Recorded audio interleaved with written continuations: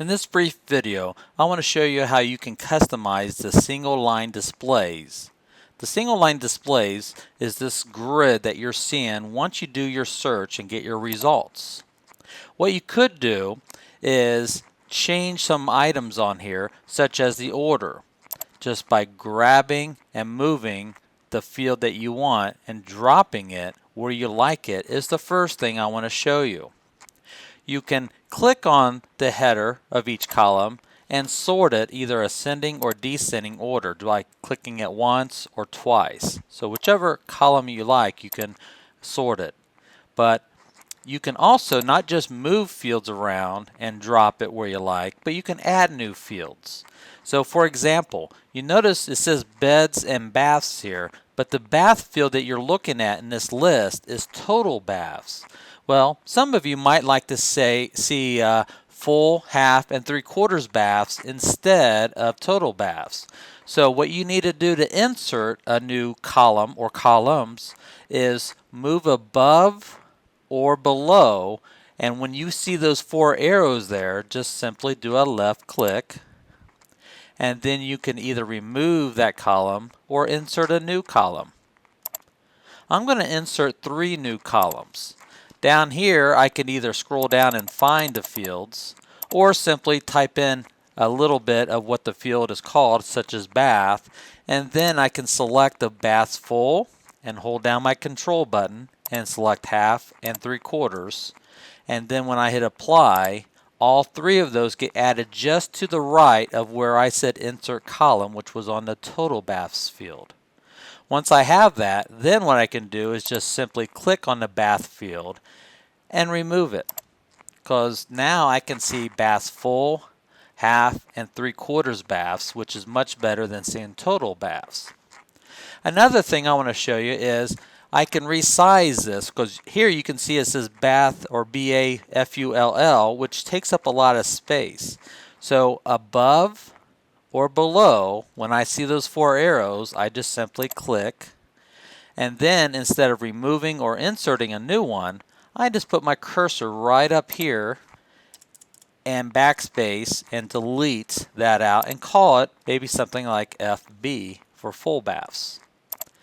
And then when I hit apply, it's FB instead of BAFULL. Then I can click on it again, and then I can say auto fits. And then when I hit apply, you'll notice it'll auto fit that accordingly. And I can do that with half baths. Instead of BA half, maybe just call it half and hit apply. And then click on it again, and this time say auto fits, apply, and it auto fits it. And one last one here, bath 3/4. I'll just call it 3/4, hit apply, and then I don't need this much gap in here, so I'll just click on it again and auto fit it and apply it. Okay? And one last field I really want to draw your attention to that you might have noticed already.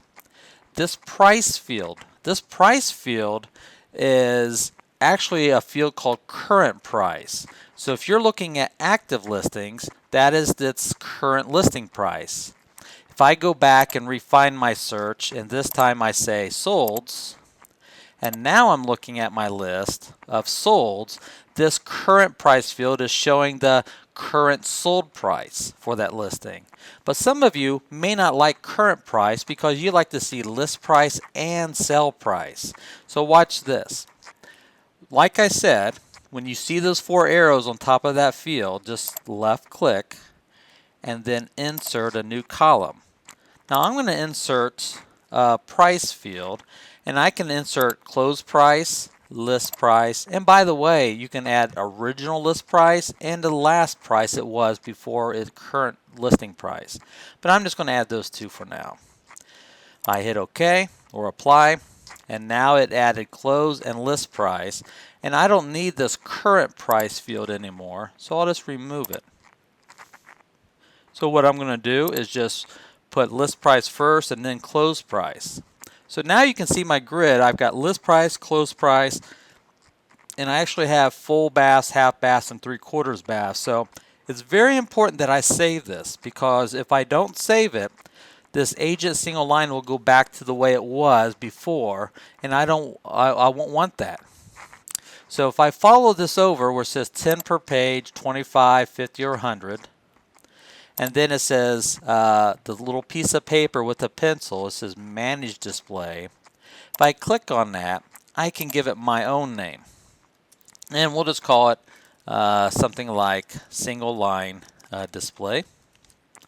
And then watch this. When I hit Save as Copy, you'll notice it says My Single Line Display. Now, I didn't type the My in there. It does it automatically. So everything you create, it throws in My in front of you. So you can create as many different grids and variations that you like, and then name them respectively here.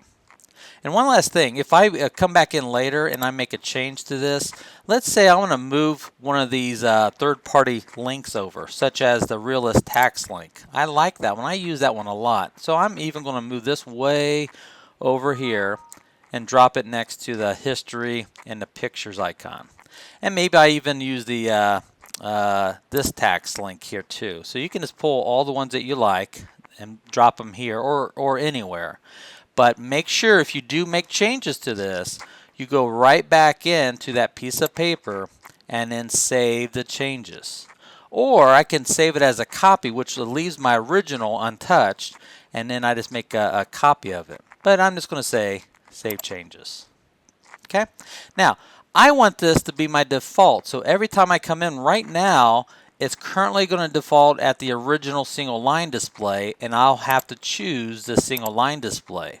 I don't want to have to choose it every time I do a search. So one last little tip, after I've saved it, gave it a name, I'm going to go to this little settings option.